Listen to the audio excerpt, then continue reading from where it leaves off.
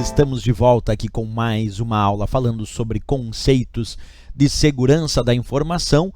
E agora o assunto que nós vamos descrever, como está aí na tela, é o assunto sobre os vírus de computador. Vamos rever um pouco a teoria sobre isso e depois eu faço a explicação propriamente dita. Primeiro, um vírus de computador é considerado um programa malicioso, quer dizer, ele é considerado um tipo de malware. Ele é um programa que pode ou causa algum dano no sistema. Mas para ele ser considerado vírus de computador, ele precisa ter basicamente duas características. Para ser vírus de computador, primeiro, ele precisa de um hospedeiro para funcionar. Isso quer dizer que o vírus de computador não funciona de forma independente. Outros programas maliciosos sim funcionam de forma independente, mas para ser vírus de computador é necessário um hospedeiro para funcionar, porque ele não funciona de forma independente e ele também precisa ter a capacidade de se replicar, de criar cópias do seu código malicioso em outros hospedeiros. Por isso que, revendo a teoria, a gente verifica, observa, se propaga inserindo cópias de si mesmo e se tornando parte de outros programas ou arquivos. Isso é a capacidade de se replicar, se propagar inserindo cópias de si mesmo e se tornando parte de outros programas ou arquivos. Quer dizer, ele precisa de um hospedeiro para poder funcionar e realizar o seu processo de infecção. Aí sim, tendo essas duas principais características, já há um indício de ser de fato que aquele programa malicioso seja um vírus de computador, certo? Vamos demonstrar isso num desenho que eu montei aqui. Imagina que esse quadro azul é um arquivo que vai funcionar como hospedeiro para esse vírus de computador. Então percebe, esse vírus só vai funcionar se ele estiver dentro desse hospedeiro. Fora do hospedeiro ele não funciona de forma independente. Agora vamos verificar, vamos imaginar que eu tenho um outro arquivo que ainda não tem um vírus de computador, que não está infectado. Porém, o vírus pode se replicar, pode criar cópias de si mesmo em outros hospedeiros. Vamos observar ali no desenho, olha lá, o vírus então agora se replica e cria uma cópia do seu código malicioso num hospedeiro que a princípio não tinha aquele vírus de computador. Então ele só funciona dentro de um hospedeiro, mas ele se replica. Ele tem a capacidade de criar cópias de si mesmo, cópias do seu código malicioso em outros hospedeiros, como a gente acabou de verificar nesse desenho. Ok?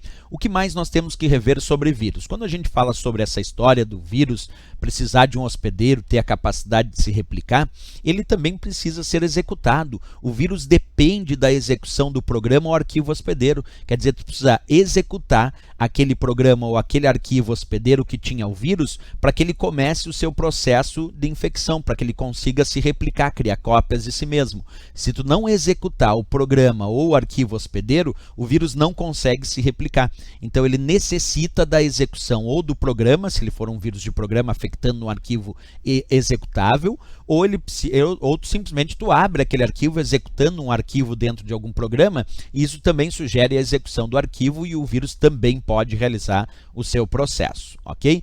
Existem, claro, os principais meios de propagação de vírus atualmente. Antigamente se propagava muito vírus por disquete, mas com o desaparecimento do disquete, basicamente hoje através do envio de e-mail, com arquivos em anexo, com vírus infectados, é claro, e também através de mídias removíveis. Hoje em dia, principalmente pendrive. Tem muito pendrive aí que traz vírus de computador, e aí quando tu conecta no outro computador, executa aquele arquivo, esse vírus pode atingir o teu computador também. Ou até através de páginas da web, quando é executado um script mal intencionado, também pode haver infecção por vírus, principalmente enviados por e-mail ou através de mídias removíveis infectadas. Mas até páginas da web também pode acessar, executar um script e o vírus poder infectar o teu computador também, ok? Nós ainda temos essa ideia de pensar em vários tipos ou variantes de vírus. Então existem os vírus propagados por e-mail, como eu disse, quando vêm anexados às mensagens de e-mail, aí tu recebe aquele e-mail e executa aquele arquivo anexado, e se ele tem um vírus ele começa a se propagar.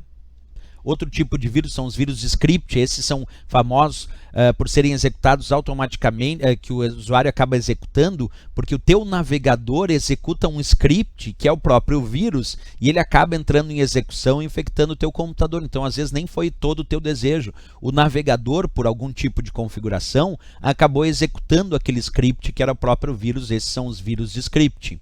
normalmente construídos em alguma linguagem de script. Temos também os vírus de macro, que são aqueles que infectam os arquivos tanto do Word, do Excel, do PowerPoint. Quer dizer, os vírus de macro infectam arquivos de programas de pacotes Office que possuem esse recurso macro ativado. Temos também os vírus de telefone celular, hoje em dia bem famosos, né? Propagação de vírus de computador através de telefones celulares também é comum, até mesmo através de mensagens. Os vírus de programas, aí sim aqueles que infectam os arquivos executáveis, que são os arquivos que executam as aplicações, principalmente uma extensão chamada exe, E-X-E.